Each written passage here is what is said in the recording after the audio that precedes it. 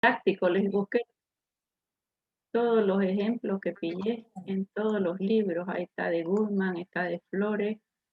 Acá estoy pasando a través de intersticio.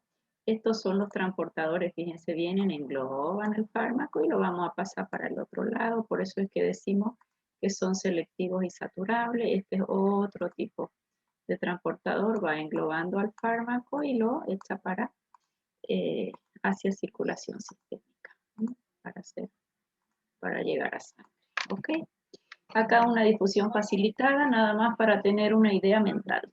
Y en el fármaco, este es el transportador, lo capta y lo entrega al otro lado, o viene acá y lo entrega al otro lado. Nada. Dos conceptos importantes. Entonces, si yo tuviese que decir primero qué es absorción, ¿quién rápidamente me define absorción? Esto es teórico práctico y vamos a trabajar harto, así que yo voy preguntando para que quede ya bien estudiado. ¿Quién me da un concepto de absorción? Viene a ser el paso del exterior al torrente sanguíneo a través de ¿De una quién? membrana, del fármaco, a través de una membrana, Ahora me gustó del más. fármaco, doctora, a través de una membrana, Perfecto, barrera o mucosa. perfecto, listo. Del exterior al torrente circulatorio pasando membrana. ¿Cuáles son las dos características para que un fármaco pueda absorberse? pH del La medio. liposolubilidad.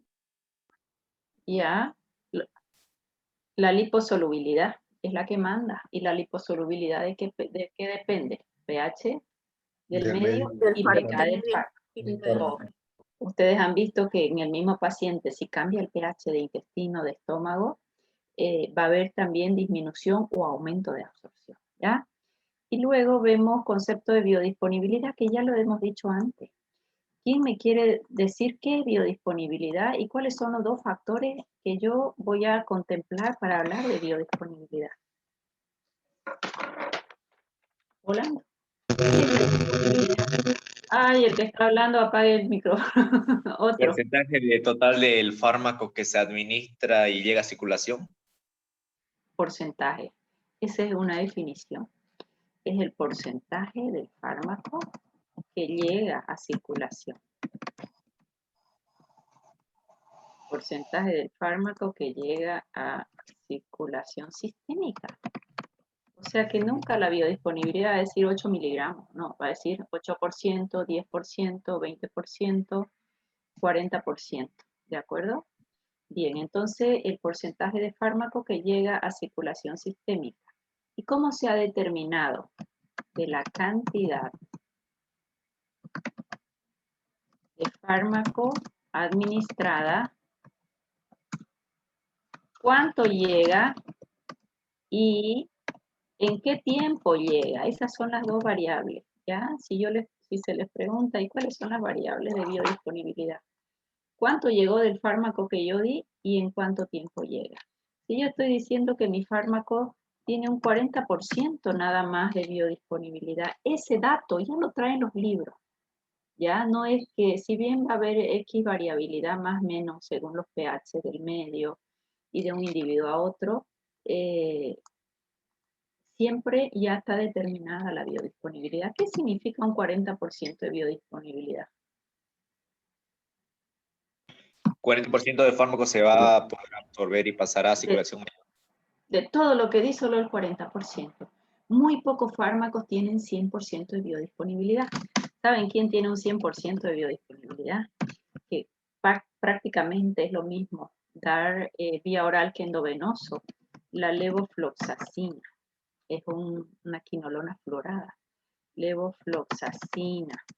¿Quién más tiene un 100% de biodisponibilidad? ¿Qué se llama este fármaco para gram positivos? Linesolid, que viene de 600 miligramos, digamos, cada 12 horas para estafilococos aureus bastante resistentes. Muy poco, ya muy poco. 100% van a ver casi nunca. Pero toda vez que ustedes lean biodisponibilidad, saben que es en porcentaje de lo que yo di cuánto llegó. ¿Y quién sabe qué es bioequivalencia? ¿Qué será bioequivalencia? Cuando un fármaco es bioequivalente del otro. ¿Qué será bioequivalencia?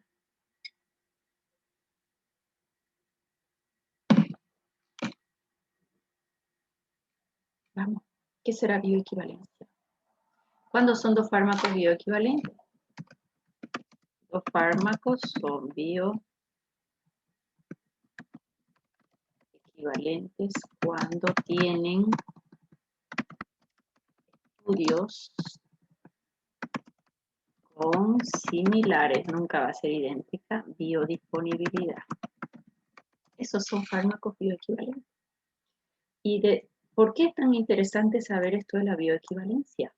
Porque para un fármaco aprobarse han pasado muchos años de estudio. Se hace estudios en animales, que es la fase 0 de experimentación, y luego la fase 1. Se le da ese fármaco ¿qué se llama?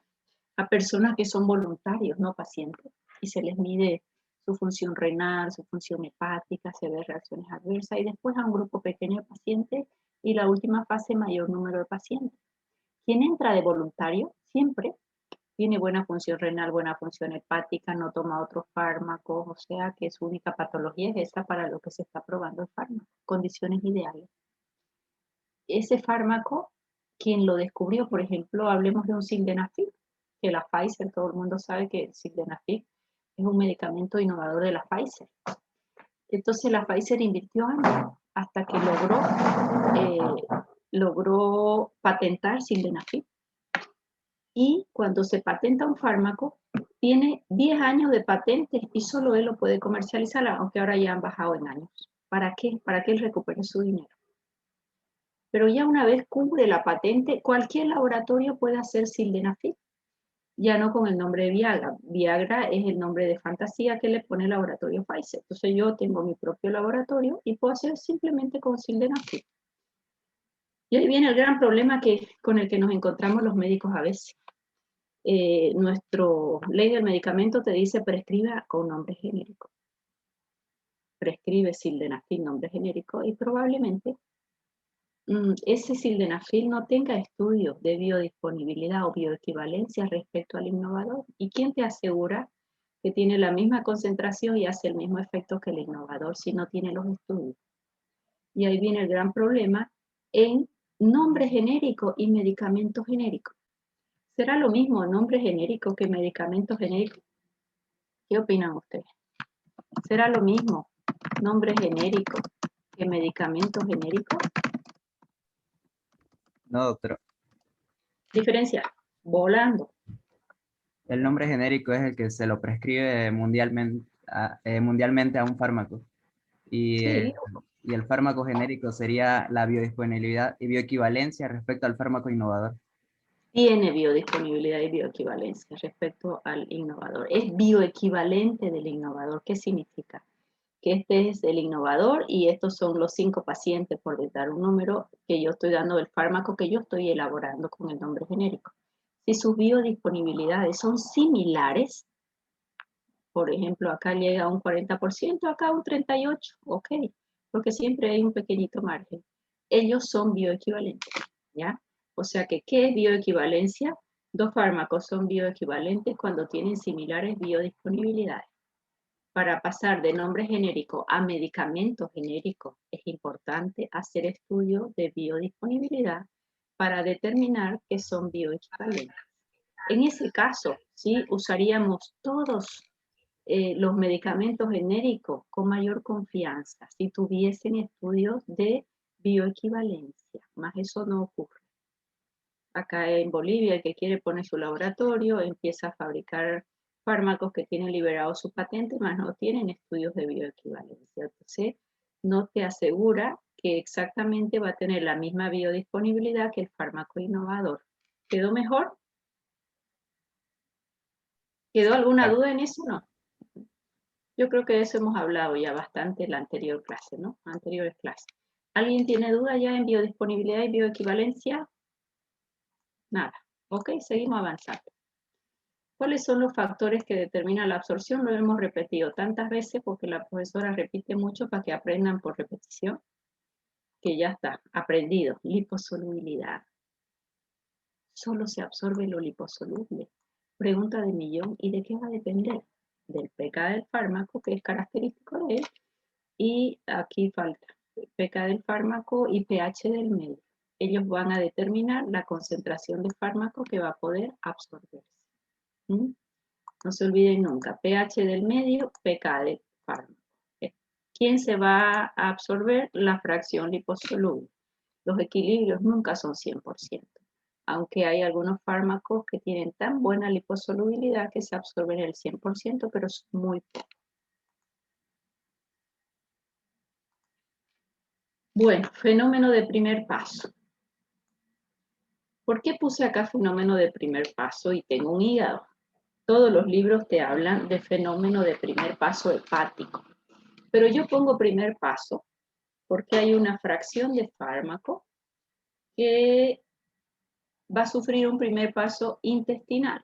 Por ejemplo, yo me tomo 100 miligramos de aspirina, a sangre llegó 70 miligramos de los 100. El otro 30%, hagamos de cuenta que un 10% se va por intestino y no se absorbe, y un 20% lo inactivó este hígado. ¿Por qué? Porque el fármaco que estaba aquí en intestino, vía vena porta, viene para el hígado.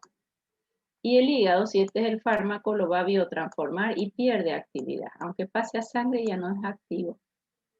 O sea que acá tengo dos conceptos.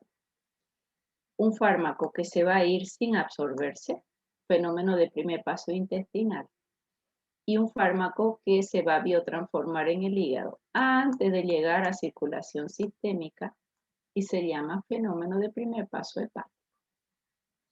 Si yo les pregunto, ¿estos fenómenos de primer paso hepático o intestinal aumentan o disminuyen la biodisponibilidad? ¿Cuál es la respuesta? Disminuye la biodisponibilidad. Fenómeno de primer paso hepático siempre disminuye la biodisponibilidad. Y este otro que los libros ni lo mencionan, pues yo lo aprendí en una maestría en España que estuvo muy bien, con un profesor especialista solo en farmacocinética. Y me quedé con ese concepto, fenómeno de primer paso intestinal, claro que existe. Fíjense que ese fenómeno de primer paso intestinal es variable si el paciente tiene estreñimiento o tiene diarrea. Si tiene diarrea, el peristaltismo es tan rápido que no le da tiempo a absorberse. Y si tiene estreñimiento, el fármaco está más contacto en la mucosa y puede que aumente la biodisponibilidad y que disminuya el fenómeno de primer paso intestinal. Son todas variables. Con esto, ¿qué quiero que ustedes piensen siempre? Que hay mucha variabilidad entre un paciente y otro, incluso en el mismo paciente en diferentes momentos del día, o épocas de estreñimiento o épocas de diarrea. La absorción del fármaco puede ser diferente. Y si a eso le sumamos que probablemente lo que está tomando es una denominación genérica y no un medicamento genérico y no te aseguran que tenga la concentración que tú quieres, te da para empezar a pensar que no tiene efecto terapéutico y puedes desconfiar del fármaco con todo derecho. Y puedes intentar hacer un cambio de marca antes de desechar el fármaco. Esto yo lo he visto con extrema frecuencia. Más en nuestro país, donde fácilmente el contrabando lamentablemente ingresa y lamentablemente si vas a la farmacia a buscar un medicamento y te dicen este frasco ampolla vale 30 y este otro vale 200 y los dos son imipenem, ¿cuál vas a comprar el más económico? Como estamos acostumbrados a hacer generalmente, por el bien de la economía. Más quien te asegura que ese medicamento tenga la concentración y sea bioequivalente del innovador. ¿Queda claro? Simplemente dejarles la duda que si tu tratamiento no va bien, intenta no cambiar el principio activo y cambiar de laboratorio en alguno que tengas más confianza. Muchas veces sí lo consigue, está dentro de lo posible. Siempre un médico tiene que tener la amplitud mental de poder buscar las causas de por qué eso no está funcionando. ¿Cuántas veces no nos ha pasado en el hospital que el paciente no mejora, especialmente en neonatología, y revisamos el fármaco y damos el mismo antibiótico de otro laboratorio y el neonato empieza a mejorar? Lamentablemente, lo digo con el dolor en el alma, porque todos los medicamentos deberían ser genéricos y no solo denominación genérica. ¿Está claro, agua? ¿Sí? Alguien que conteste. Esta pobre profesora, gritos acá y nadie le contesta. Jocelyn ríe nomás. pero no contesta. Sí, ¿Se doctora. entendió? Claro. Ese Sí, mensaje doctora. me es importante. Ahora sí, miren qué día del maestro, teórico, ¿no? Porque el día del maestro fue ayer. Ya, o sea que tienen que estar un poco más atentos para que la profe esté feliz. Ya. Volviendo a mi concepto. Fenómeno del primer paso intestinal es el fármaco que se elimina sin ser absorbido por intestino. Fenómeno de primer paso hepático es la cantidad de fármaco que es biotransformado en el hígado antes de cumplir su efecto farmacológico. Pero fíjense ustedes que lo vamos a revisar ahora en biotransformación.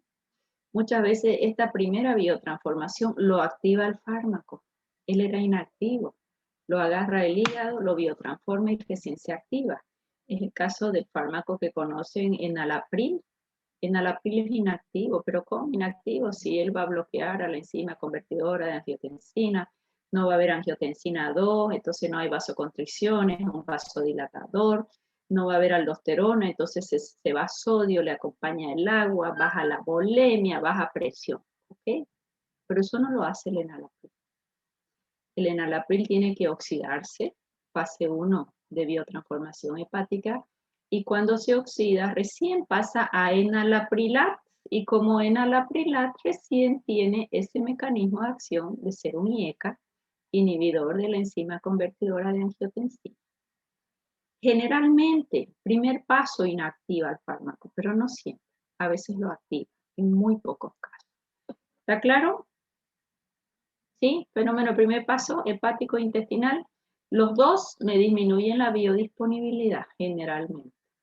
Digo generalmente porque generalmente inactiva el fármaco, el hígado, pero en algunos poquitos casos lo activa. A ver, vamos a ir borrando todo. Perfecto. Bien.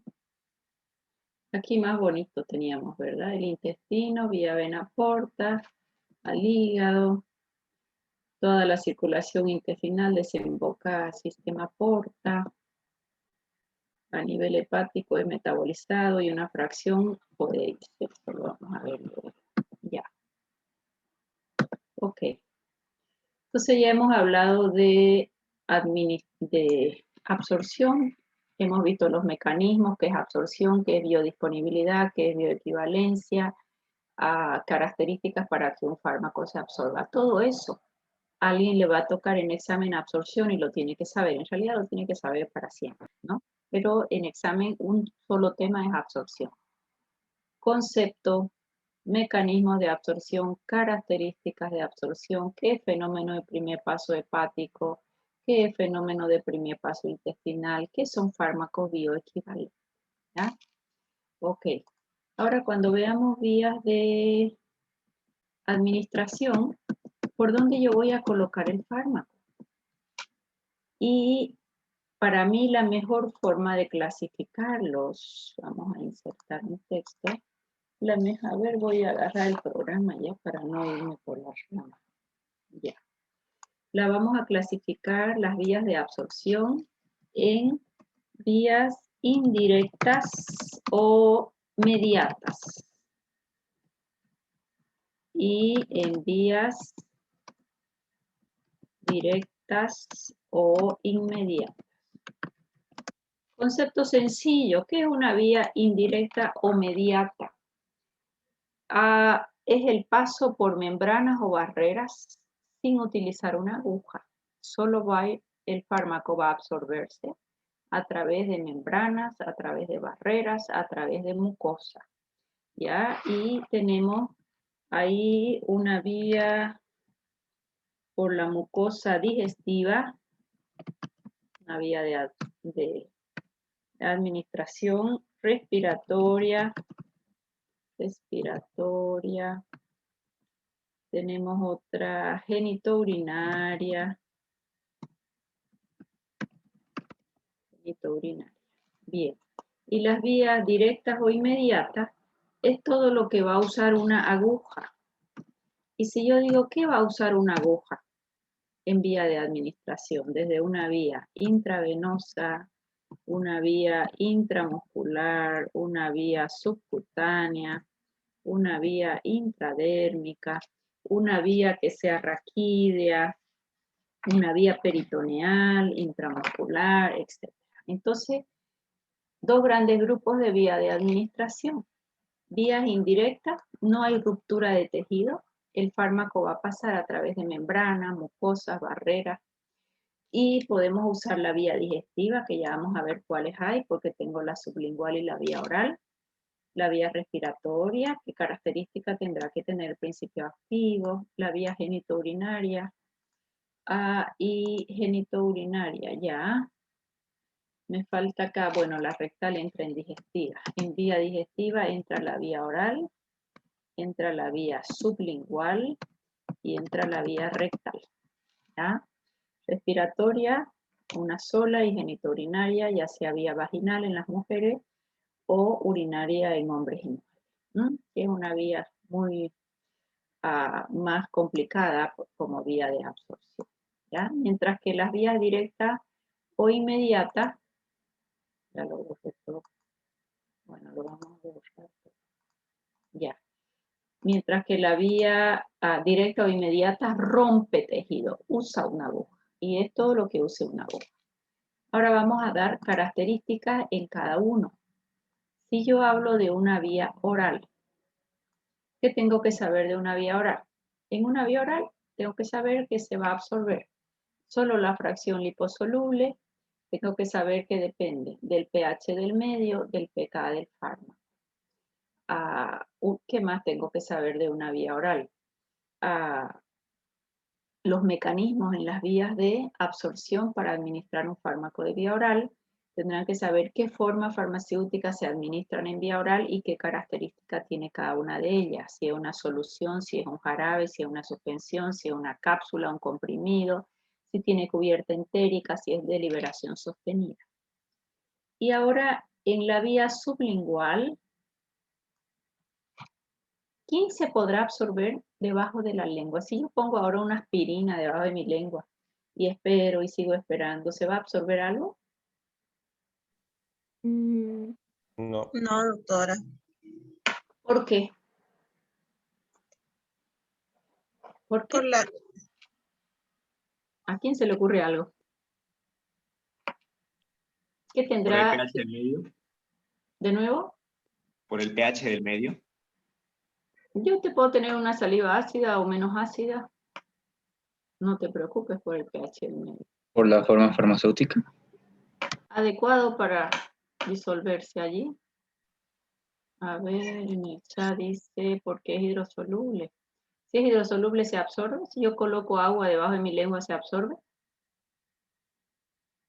A lo sumo me la trago, pero no se va a absorber. Sigan pensando. A ver si entendieron la clase de hoy. ¿Quién se absorberá por esa vía sublingual? ¿Qué característica tiene que tener?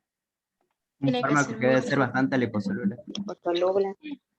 Sí, señor. Muy, muy, muy liposoluble. ¿Por qué?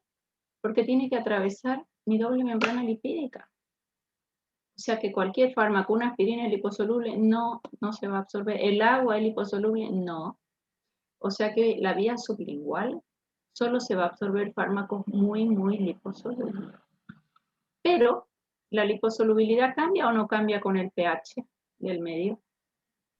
Cambia con el pH. ¿Y mi saliva cuando me levanto a la mañana es la misma que después de cepillarme? No. Es diferente, doctor. Es diferente. Y después de comer es diferente. Según qué comí es diferente. Si tengo muchas horas de ayuno es diferente. Con esto, ¿qué quiero decir? Que si bien hay fármacos que pueden absorberse por vía sublingual, es una vía de absorción errática. ¿Por qué? Porque nunca se va a absorber la misma cantidad. Va a depender principalmente del pH de la saliva. Es un lugar muy pequeño, o sea que yo puedo decir que es una vía de absorción irregular, errática, no siempre se va a absorber la misma cantidad y el fármaco tiene que ser extremadamente liposoluble y va a depender del pH de la saliva. ¿Qué ventaja tiene? ¿Quién ha visto colocarse a alguien debajo de la lengua una forma farmacéutica, un comprimidito? ¿Y Yo, cuando? doctora. A ver, Y era muy rápida. Su acción es muy rápida. Según lo Ya, que me decían los médicos, el captopril, Ya. por ejemplo, llegaba un paciente con la presión arterial muy alta, entonces le recetaba el captopril de inmediato, el de 50 miligramos, y le ponían debajo de la lengua y era rápida su acción. ya, o sea que me está diciendo que la absorción es rápida. En 2 a 3 minutos ya tengo el fármaco en sangre. Justo ese ejemplo de captopril no me encanta. ¿Saben por qué? Porque Su eliminación. porque no, estoy hablando de absorción, todavía no hay eliminación. Por 2 cosas. La presión nunca hay que bajarla de golpe y a veces puede absorberse mucho de acuerdo al pH de la saliva y liposolubilidad y hacer una bajada brusca. Y si baja bruscamente va a haber vasodilatación en vaso, la presión cae, pero si cae muy de golpe se estimula el simpático. Al estimularse el simpático libera noradrenalina. Los receptores alfa del vaso no sirven porque hay vasodilatación. Queda el corazón y puede aumentar trabajo cardíaco. O sea que no es el ideal. El captopril que usamos en Bolivia es oral, no es sublingual, pero es tan liposoluble que si lo colocas debajo de la lengua él se absorbe y han visto eso, entonces lo usan mucho. Los pacientes mismos. ¿Y por qué? Si yo dije que el enalapril era inactivo y tiene que pasar por el hígado para recién activarse, ¿por qué el captopril se coloca debajo de la lengua? No va al hígado, directamente va a circulación sistémica, por eso su acción es tan rápida y en 2 a 3 minutos ya tengo fármaco en sangre. ¿Por qué? Porque él es No activo. necesita oxidarse. Sí, señor, ahí está la respuesta. No necesita oxidarse, él ya es activo, por eso yo puedo usar captopril sí, enalapril no. El enalapril, así se absorbiera, no tiene sentido, porque él es inactivo, tiene que ir hasta el hígado y el hígado recién biotransformarlo para activarse. Captopril tiene la ventaja de que él es ya activo en cuanto colocas el fármaco, en 2 a 3 minutos ya está en sangre. Pero repito, vía de emergencia, su acción es rápida. Todo lo que llega rápido se va rápido, mi vida va a ser más corta. Si tu paciente sufrió su crisis hipertensiva y usaron captopril, tiene que tomar en vía oral la medicación usual o otra medicación, porque todo lo que llega rápido, su semivida también es mucho más rápida. ¿Ya? Lo vemos más que todo en pacientes con angina de pecho. Empieza a sentir la crisis de angina, el dolor de pecho, tiene en su bolsillo, saca su cápsula, que son vasodilatadores coronarianos, coloca debajo de la lengua y lo ves rojo al paciente. ¿Por qué? Por la vasodilatación, entonces la presión cae, dilata las arterias coronarias y pasó el dolor, pero eso es una medicación de rescate. Ese paciente debe tomar en vía oral. ¿Por qué? Porque lo sublingual durará poco, pero sí es una vía de emergencia, casi como una vía endovenosa. Pero la desventaja es que va a depender del pH de la saliva, para que absorba más o absorba menor cantidad de fármaco. ¿Quedó clarísimo? Sí, doctora. Sí, Doctora, Ok. Bien, ahora vamos a la vía rectal. La vía rectal es considerada dentro de la mucosa gastrointestinal. Sublingual, gastrointestinal. Oral, gastrointestinal y rectal también. ¿Quién se acuerda la definición en supositorio? ¿Cuál era su principal característica de un supositorio? ¿Se absorben o no se absorben? 2 cosas quiero preguntar. Para hacer supositorio, ¿qué característica debe tener? Y la segunda es si el principio activo se absorbe o no se absorbe.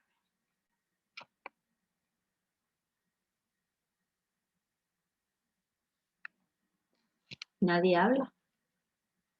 Porque tengo 82 estudiantes, yo revisé y son 142. No entraríamos en el Zoom, eso me lo desayuné ayer y el grupo D también, o sea que son 280 alumnos. Todos tienen que participar. Vamos. ¿Nadie me va a definir supositorio? El supositorio tiene un excipiente Ujú. que se podría decir se deshace a la temperatura de la cavidad. Ya, el se deshace no me encantó. Funde a la temperatura del cuerpo. ¿Qué es un excipiente? Una sustancia sin actividad farmacológica que va a darle la forma, ¿verdad?, al supositorio, cuya principal característica es que funde a la temperatura corporal. Perfecto. Muy bien la respuesta. ¿Y se absorbe o no se absorbe un fármaco que administro por supositorio? Se absorbe. Sí, sí, sí. Se absorbe. ¿Y si es un óxido de zinc para un hemorroide, se absorbe o no se absorbe? ¿Será que necesito yo óxido de zinc en sangre? Es un antiséptico y tiene que evitar un sangradito. No se absorbe, esa acción es local, doctora. Su acción es local. O sea que para que se absorba o no depende de quién. Si tiene que atravesar la doble membrana lipídica, criaturas. Vamos, he hablado de eso toda una clase. ¿De qué va a depender que se absorba o no? De la liposolubilidad. La que va a ser liposoluble, un diazepam se absorbe muy bien, un paracetamol se absorbe muy bien, una dipirona, una metoclopramida. Lo damos en supositorio y yo quiero que llegue a circulación sistémica para bajar la temperatura, para controlar una convulsión. Es más, el diazepam en líquido lo puedes poner en una jeringa vía rectal y se va a absorber aunque no esté en un supositorio. Tu paciente está convulsionando, no puedes canalizar una vía. Colócale vía rectal el líquido directamente, aunque no tengas un supositorio. Y sí se va a absorber porque es liposoluble. ¿Qué característica tiene una vía rectal? La ventaja es que es altamente vascularizada. Al ser altamente vascularizada, si el principio activo es liposoluble, voy a tener buena absorción. Desventaja. Una parte tenés hemorroidal superior, media e inferior. Una y media confluye al sistema porta y se va a ir al hígado. El hígado lo trabaja, fenómeno de primer paso, y recién va a llegar a sangre para cumplir su efecto. Pero una parte, un tercio más o menos, en realidad es un poquito más de un tercio, llega directo a sangre y va a ser tan rápida su absorción en 2 a 3 minutos, casi como usar una vía endovenosa. O sea que yo puedo considerar que la vía rectal es una vía de emergencia, más no el 100% del fármaco pasa a circulación sistémica sin antes pasar por vía vena porta. Solo se absorbe la fracción liposoluble. También acá el pH en vía rectal, ¿será el mismo en todos los pacientes? No, el pH va a determinar que sea más liposoluble o menos liposoluble, va a determinar su absorción. Entonces, ¿yo qué pudiera decir de la vía rectal? Es una vía rápida, es una vía de emergencia, principalmente cuando la vía oral está inhabilitada, eso es importante. En 2 a 3 minutos ya tenemos fármaco en sangre. Habrá una porción que va a pasar todavía a sistema porta y recién se va a llegar a circulación sistémica, más es una vía relativamente de emergencia. ¿Quién se va a absorber? La fracción liposoluble, la que no está ionizada. ¿Está clarito? Aquí me preguntaron algo, miraremos el chat. Depende de la liposolubilidad, sí, supositorio largo de glicerina para lactante. A ver, Jenny Argote, bonita tu pregunta, ¿el supositorio de glicerina se absorbe o no se absorbe? ¿Qué opinan? Esa es mi duda, doctora, porque yo en estos momentos estoy de apoyo nomás en una farmacia y se me vino la duda de eso porque decía el 90% no decía de la absorción de lo del supositorio, lo que le mencionaba, pues, el supositorio largo de glicerina para los lactantes niños. No decía el 90% de absorción, esa era mi duda, porque eso decía en la caja. No creo que diga 90% de absorción, lo vas a leer y me va a mandar una fotito. La glicerina no llega a absorberse, la glicerina es un ablandador. ¿Qué necesito yo como efecto laxante? Estos supositorios van a provocar cierto grado de hidratación ahí, pero ese no es el mecanismo. El mecanismo es que vas a estimular el reflejo de la defecación por un cuerpo extraño. El mismo efecto lo pudieras conseguir solo con el dedo. El mismo efecto lo pudieras conseguir haciendo un supositorio con las colitas de los jabones de lavar ropa. Le haces la forma, lo colocas, no se absorbe y el hecho de meterlo estimula el reflejo de la defecación en los bebés, principalmente en los pequeños. No tiene un efecto laxante. Hay otros que sí tienen bisacodilo, que irrita, y la irritación estimula peristaltismo y va a haber defecación. ¿De acuerdo? Entonces, ese mecanismo de tu supositorio de glicerina es por un estímulo reflejo. ¿Ya? En ese caso, glicerina no va a llegar como glicerina a sangre. es más por un efecto reflejo. Si tienes un supositorio antihemorroidal, eso no va a llegar a sangre. Si tienes un supositorio de dipirona para bajar la temperatura, es liposoluble, va a llegar, diazepam va a llegar para una convulsión, paracetamol llega. No llega todo rápido. Hay una parte que va a ir al hígado, sufre biotransformación, fenómeno de primer paso hepático y recién va a cumplir su efecto. ¿Quedó mejor? Sí, doctora, ya se me fue la duda. Era el 90% se refería de glicerina que tenía el supositorio. El porcentaje de glicerina. Imagínate si llegara. Si llegara, ese nitrato de glicerilo sería un vasodilatador terrible, les bajaría la presión. Se usa en el nitrato de glicerilo en una crisis de angina de pecho o en un infarto para dilatar coronaria. Imagínate que al bebé le hagas ese efecto, sería fatal. Solamente un efecto en este caso, él humidifica el medio, pero más que todo, sea glicerina o sea un dedo, nada más que vos metes el dedo al neonatito y chen, va a defecar. ¿De acuerdo? Es para estimular el reflejo de la defecación, más que no es un fármaco laxante. ¿Está bien? Bueno, de aquí me voy a ir.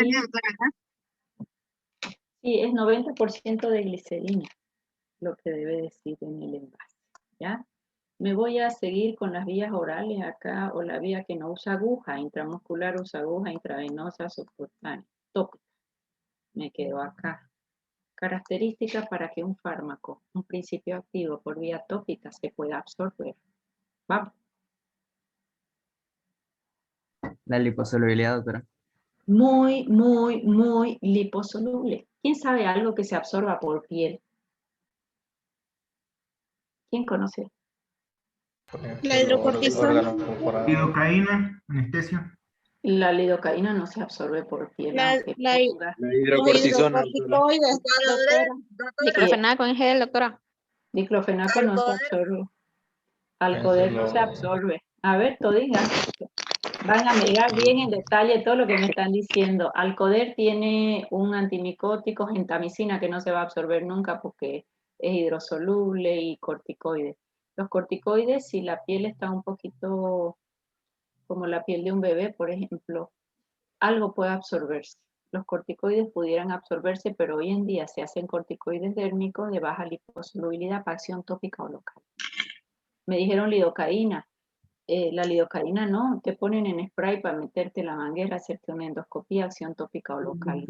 Te ponen sobre la piel para hacerte una curación tópica o local, no se absorbe. Diclofenaco en gel, estructuras más profundas. Tendría que ser muy, muy liposoluble para que él pueda absorberse. Yo quería que me digan, profesora, queda un minuto, dice.